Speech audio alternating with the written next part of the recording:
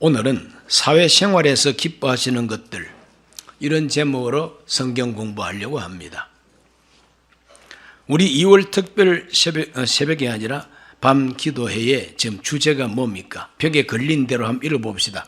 하나님을 기쁘시게 하려면 우리가 어떻게 하면, 무엇을 하면 하나님을 기쁘시게 할까를 시험해 보라고 바울이 권고했지 않습니까? 그러므로 하나님을 기쁘시게 하는 일이라고 하는 것이 단순하지 않습니다. 그렇다고 복잡하지도 않습니다. 하나님을 기쁘시게 하는 일은 다양합니다. 다양합니다. 이렇게 하면 기뻐하시고 저렇게 하는 것도 기뻐하시고, 하나님이 다양하게 하나님이 기뻐하시는 일들이 많습니다. 오늘은 사회생활 속에서 하나님을 기쁘시게 하는 일 3가지를 말씀드리려고 그럽니다. 지난 주일날은 제가 하나님 목소리 청종하는 걸 그렇게 좋아하신다고 증언했고, 그리고 잃어버린 영혼을 건져내고 찾아오는 것을 하나님이 그렇게 기뻐하신다고 증언했습니다. 하나님 목소리 청종하는 것은 귀를 기울여서 귀담아 듣고 순종하는 것이라, 또 잃어버린 영혼을 찾는 것은 회개하고 예수 그리스도께로 나와서 하나님의 구원을 받는 것, 그걸 하나님이 기뻐하시고 그걸 목적 삼고 독생자가 오시게 됐다는 것을 증언했습니다. 오늘은 우리 예수님께서 너희는 세상의 소금, 너희는 세상의 빛이라 그랬어요. 너희는 교회의 소금이요 너희는 교회의 빛이라고 하지 않았습니다. 성경을 자세하게 읽어야 됩니다. 너희는 세상의 소금이라 그랬어요. 세상의 빛이라 그랬습니다.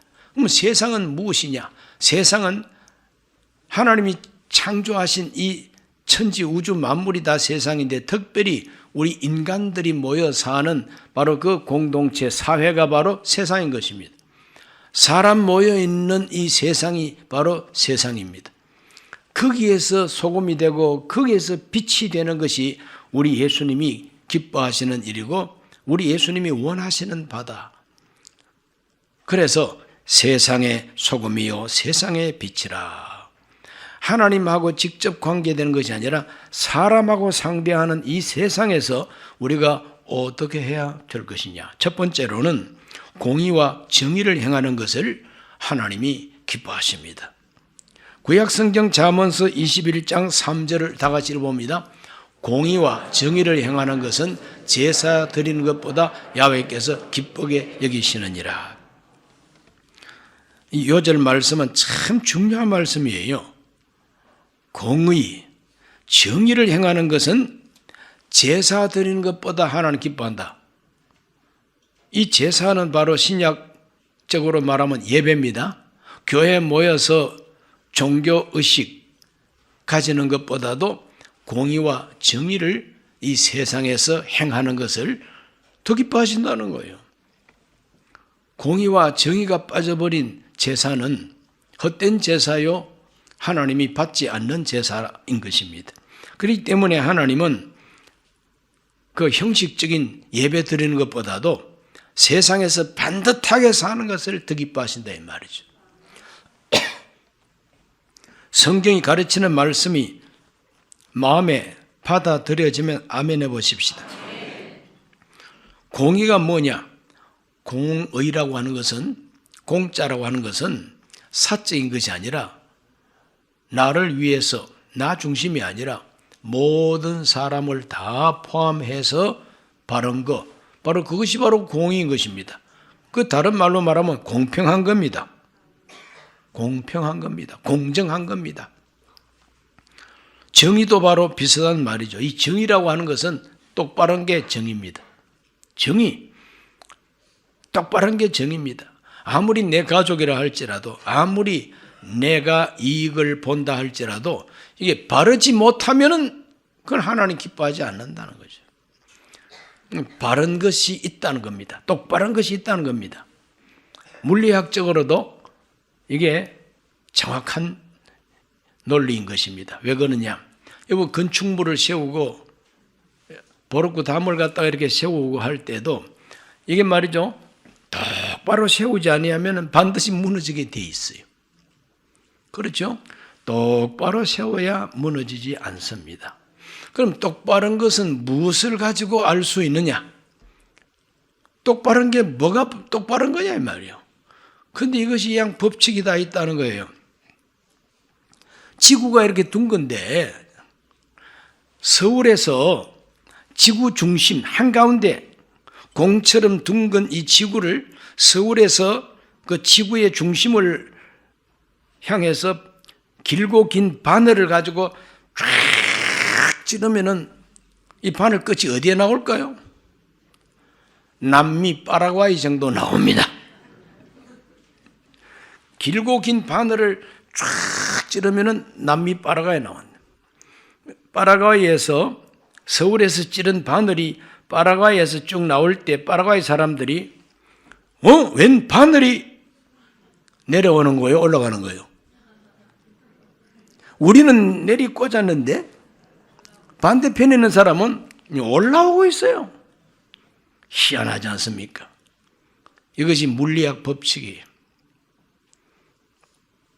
서울에서 똑바르다고 그게 기준이 되는 게 아니에요. 서울에서 똑바른 거는 부산 가면 벌써 삐딱한 거예요. 서울에서 똑바른 것이 파라과이 가면 거꾸로 서 있는 겁니다. 이와 같은 정말 지구상에서 틀림없이 우리가 경험하고 있는 이런 현상을 바라볼 때에 정의가 뭐냐 할 때에 참 골치 아픈 문제입니다. 정의가 뭐냐? 하나님의 법이 정의인 것입니다. 하나님이 법칙을 세워두었어요. 만유인력의 법칙이 있습니다. 그 만유인력의 법칙 때문에 실에다가 밑에 나비라든지 쇠 조각을 이렇게 탁 이렇게 달고 이렇게 들고 있으면은요, 이게 수직으로 탁 이렇게 되게 있어요. 그래서 담 쌓는 사람들도 보면은 그 줄을 갖다가 이렇게 줄을 밑으로 내려놓고 거기 맞추어서 이렇게 담을 쌓더라고. 그 기준이 있다 이 말이죠. 수직의 기준이 있어요. 수평의 기준이 있습니다. 그래서 수평 재는 것도 보면은 딱 이렇게 안에 물방울처럼 생긴 것이 한가운데 딱 오는 거죠. 기울어지면은 가운데 안 오잖아요. 기울어지지 않고 한가운데 딱 오면 여기 수평이다. 수평과 수직이 잡혀야만이 건축도 할 수가 있게 되는 것이죠. 그래서 이 세상은 사람들이 눈에 안 보이지만 하나님이 정해놓은 법칙이 있다는 거예요. 자연 법칙이 있고 물리학 법칙이 있고 화학적 법칙이 있고 생물학 법칙이 다 있어요. 이 세상 모든 사람들에게 하나님께서 공평하게 주신 하나님의 법이 있습니다. 바로 그것을 가리켜서 공법, 공의, 정의라 그럽니다.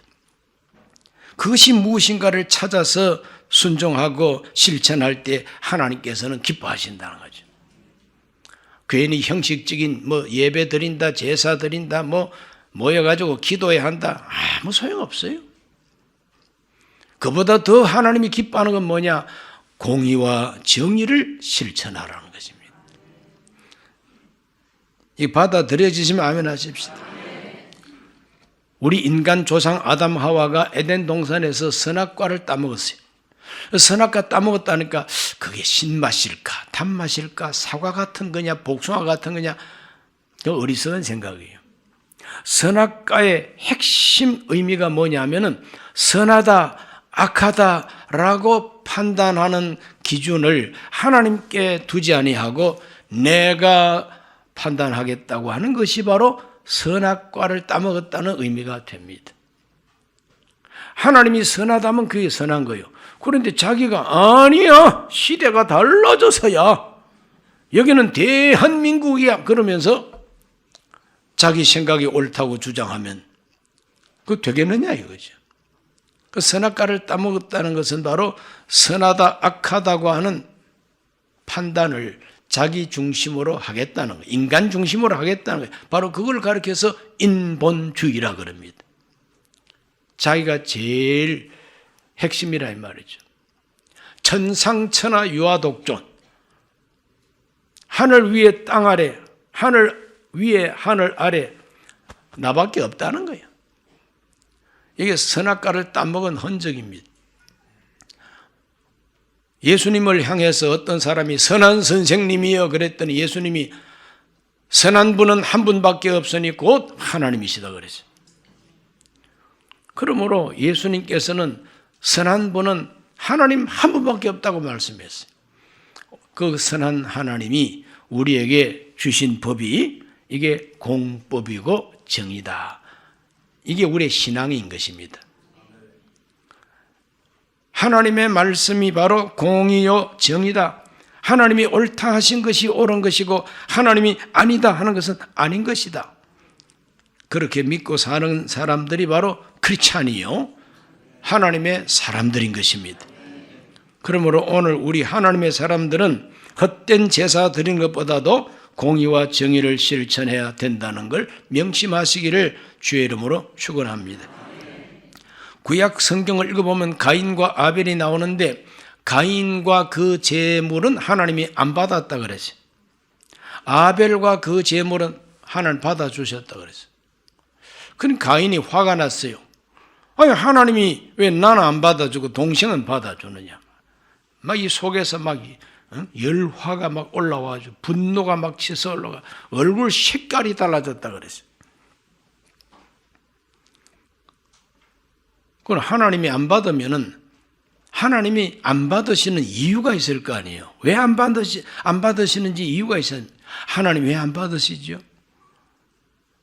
물어보고 하나님이 받으시도록 제사를 드리면 될 텐데 내가 드리면은 받아야지. 어디다 대놓고 이따위 짓을 합니까? 아니, 지가 뭔데 내가 제사하면 받아야지? 그럼 하나님이 제사 받는 기계입니까? 이것이 바로 가인이다 이 말이죠. 오늘 저와 여러분들은 나 중심이 되면 안 된다. 하나님이 받고 안 받고 권리가 하나님께 있다. 하나님. 받고 싶으면 받고 안 받고 싶으면 안 받는 게 하나님이다. 그러면 누가 고쳐야 되느냐? 하나님이 고쳐야 될 것이 아니라 내가 고쳐야 되는 거죠. 내가 회개해야 되는 거지. 이사야서 1장 10절에서 11절을 다 같이 한번 읽어보겠습니다. 너희 소돔의 관원들아 너희 말씀을 들을지어다. 너희 고모라의 백성아 우리 하나님의 법에 귀를 기울일지어다. 야훼께서 말씀하시되 너희의 무수한 재물이 내게 무엇이 유익하뇨. 나는 수양의 번제와 살찐 짐승의 기름에 배불렀고 나는 수송아지나 어린 양이나 수염소의 피를 기뻐하지 아니하노라 그랬어요. 하나님은 염소, 송아지 피 마시고 싶어서 하나님께서 걸신 들린 하나님이 아니다. 상징인데 마음 없이 믿음 없이 그냥 소나 잡고 양이나 잡고 피나 철철 흘리고 하나님 그거 기뻐하지 않는다는 겁니다. 이사야서 1장 16절에서 17절을 다 같이 한번 읽어봅니다. 너희는 스스로 씻으며 스스로 깨끗하게 하여 내 목전에서 너희 악한 행실을 버리며 행악을 거치고 선행을 배우며 정의를 구하며 학대받는 자들을 도와주며 고아를 위하여 신원하며 과부를 위하여 변호하라 하셨느니라. 너희들은 스스로 씻으라 깨끗하게 해라. 헛된 재물을 가져오기보다도 악한 행실을 버리고 행악을 거치고 선행을 배우고 정의를 실천하고 학대받는 자들을 도와주고 약자를 구제하라. 바로 이것이 바로 공의와 정의를 실천하는 것이다. 그럼 헛된 제사는 하나님이 안 받겠다고 그랬습니다. 오늘 우리의 예배와 우리의 기도가 헛된 제사가 되어서는 곤란합니다.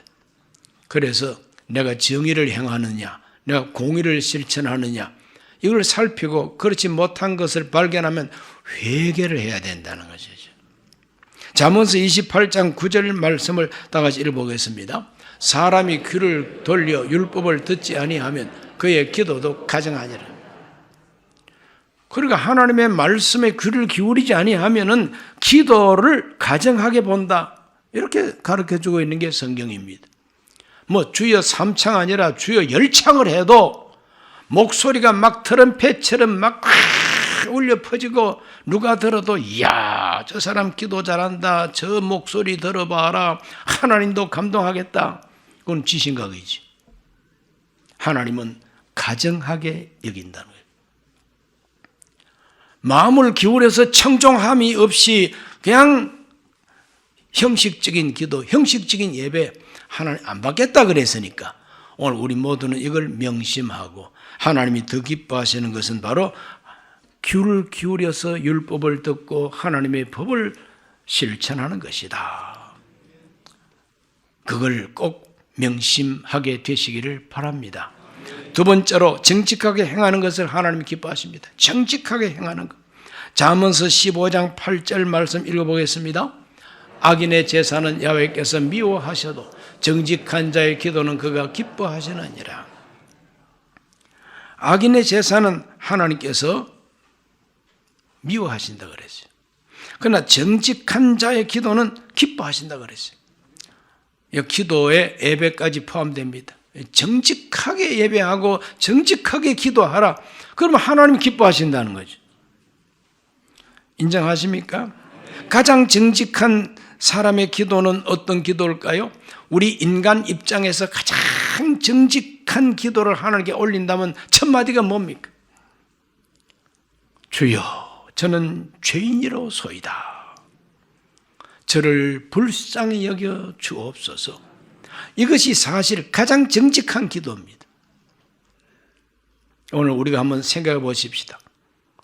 내가 하나님 나라와 교회를 위해서 큰 공을 세웠다 해서 어깨 쫙 펴고 하나님 앞에 목에 힘주고 주여 어떻습니까? 그렇게 말할 수 있겠습니까? 가장 정직한 사람은 내가 아무리 공로를 세워서도 하나님 앞에서 정직하게 나를 들여다볼 때 나는 죄인이다. 나 행한 것 죄뿐이니 내 행한 것이 죄밖에 없다. 주여 불쌍히 여겨 주옵소서. 독생자 예수 그리스도의 대속의 피로 나를 덮어 주옵소서. 붙들 것은 주님밖에 없습니다. 이것이 가장 정직한 기도입니다. 가장 정직한 기도입니다. 그래서 믿음이 깊고 영성이 깊고 하나님 앞에 그 사람의 양심이 밝을수록 그 사람은 자기 자랑이 없어집니다. 책을 쓰더라도 참회록을 씁니다. 참회록을 씁니다. 그러나 아주 되먹지 못한 사람들은 자기 비석을 세웁니다. 아무개가 몇월 며칠 언제 무엇은 어떤 공로를 여기 세웠다. 자기 공적비를 세우기를 좋아합니다. 그러나 하나님 앞에 정직한 사람은 회개하고 겸손해집니다. 이스라엘 많은 왕들 가운데 하나님이 가장 정직한 왕으로 하나님이 인정하신 왕이 다윗입니다. 열왕기상 15장 5절을 다 같이 읽어보겠습니다. 이는 다윗이 햇사람 우리아의 일 외에는 평생에 야훼 보시기에 정직하게 행하고 자기에게 명령하신 모든 일을 어기지 아니하였습니다. 하나님께서 이렇게 인정해 주시는 거죠. 우리아의 일 외에는, 우리아의 일, 그건 바로 정직하지 못했다는 거죠. 그거는 자기의 탐욕을 채우기 위한 욕심이었다는 거죠. 그것 때문에 평생 고생했어요, 다윗은. 그 일 하나 말고는 평생에 하나님 앞에 정직했던 왕이 다윗이라고 하나님이 인정해 주셨어요. 하나님은 정직하게 행하는 걸 기뻐한다는 걸 믿으시기를 바랍니다. 다윗은 참 정직했어요. 역대상 29장 17절을 다 같이 한번 읽어보겠습니다. 나의 하나님이여, 주께서 마음을 감찰하시고 정직을 기뻐하시는 줄을 내가 아나이다. 내가 정직한 마음으로 이 모든 것을 즐거이 드렸사오며 이제 내가 또 여기 있는 주의 백성이 주께 자원하여 드리는 것을 보니 심히 기쁘도소이다. 다윗은 평생 진리품으로 모아둔 것을 몽땅 하나님 성전 건축을 위해서 다 헌금합니다.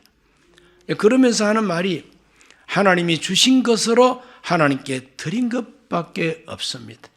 정직한 마음으로 하나님께 드립니다. 이건 내 것이 아니라 주의 것입니다. 이게 바로 다윗의 정직한 마음이에요. 여러분, 정직한 마음을 가지고 자기를 돌이켜 보세요. 여러분이 가지고 있는 거 누가 준 거예요? 지금 여기서 건강하게 앉아서 예배드리는 이 자체가 하나님의 은혜가 아니겠습니까? 정직할수록 겸손해지고 정직할수록 하나님께 드리게 된다는 것을 성경이 가르쳐주고 있습니다.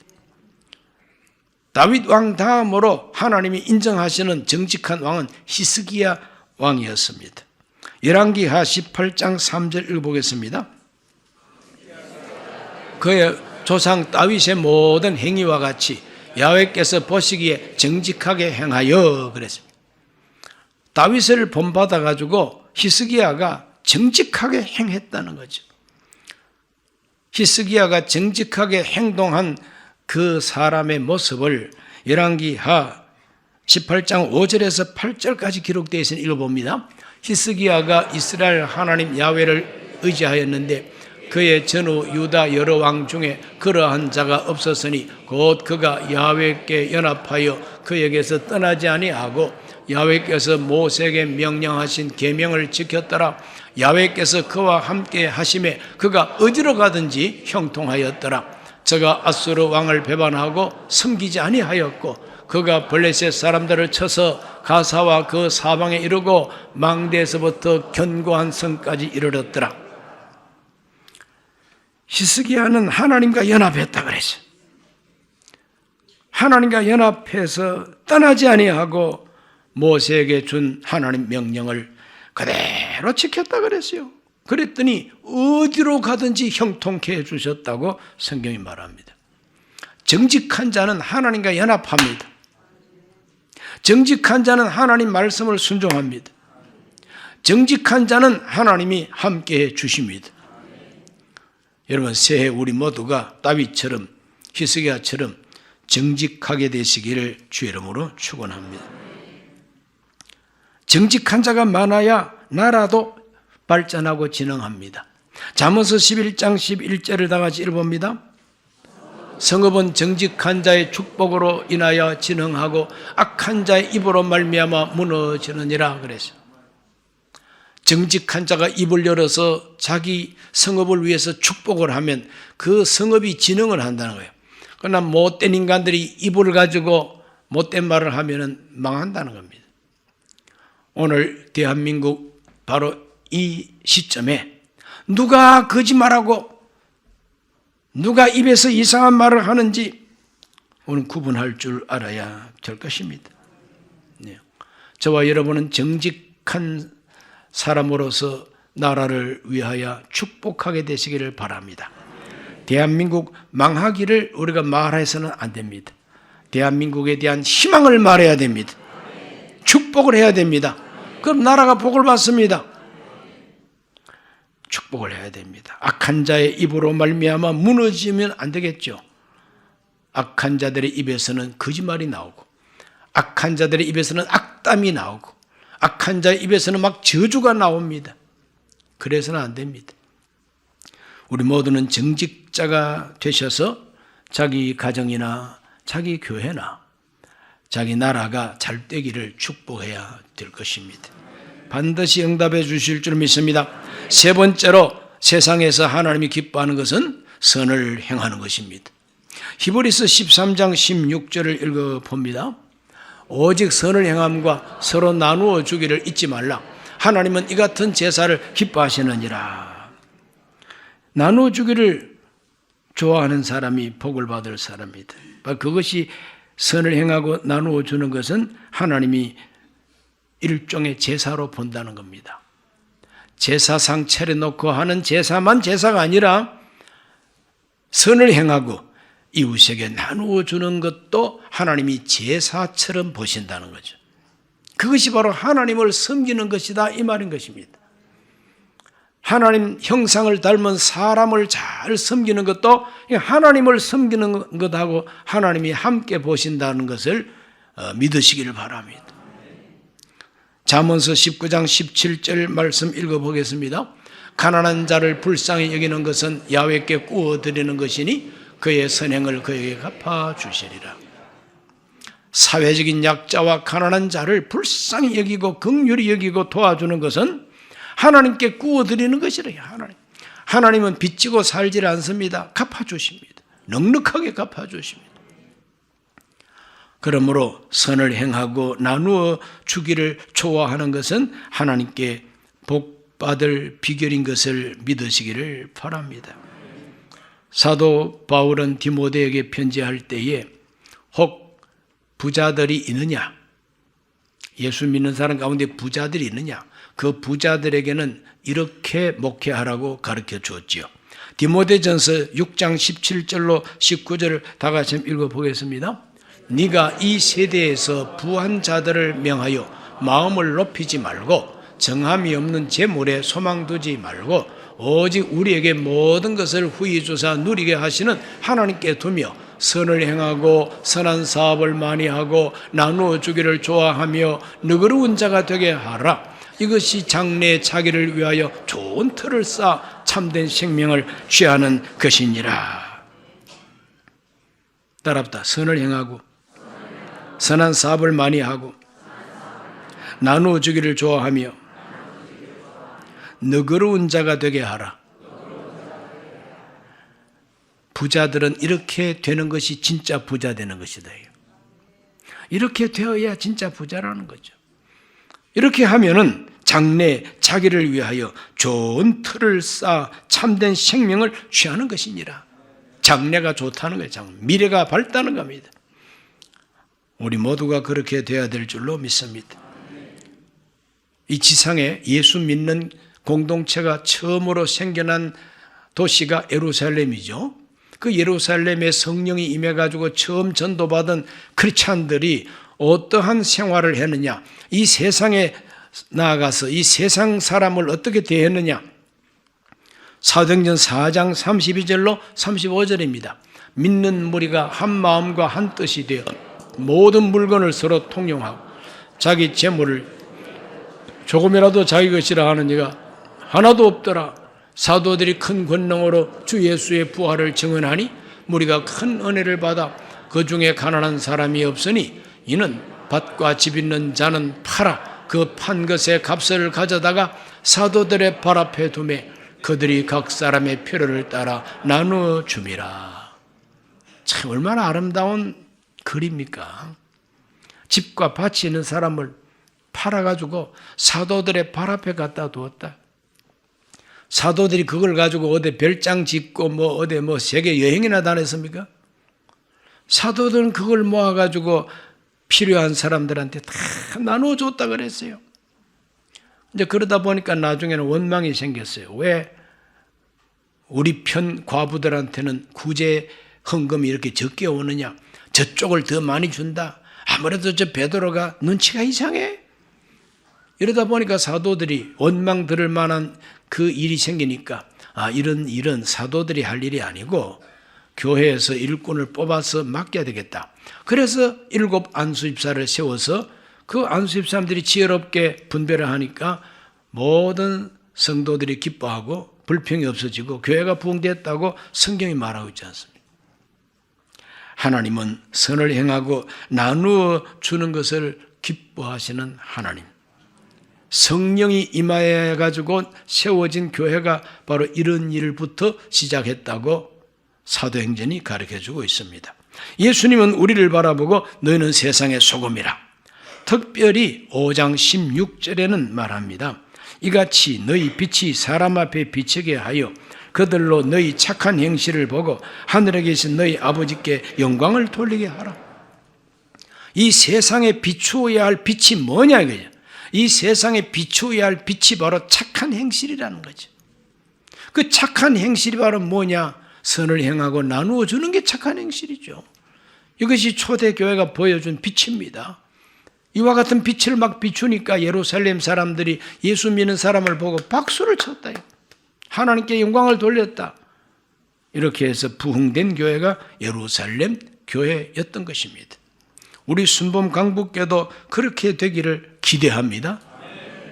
하나님 앞에 우리가 이 세상을 살면서 이 세상살이 하나님 앞에서 경건한 생활도 해야 되겠지만 사람 상대하는 이 세상에서 어떠한 태도로 살면 하나님이 더 기뻐하느냐. 오늘 세 가지 말씀을 드렸습니다. 공의와 정의를 행하는 것을 하나님이 기뻐하십니다. 정직하게 행하는 것을 하나님이 기뻐하십니다. 선을 행하고 나누어 주기를 좋아하는 것을 하나님도 좋아하십니다. 기도합니다.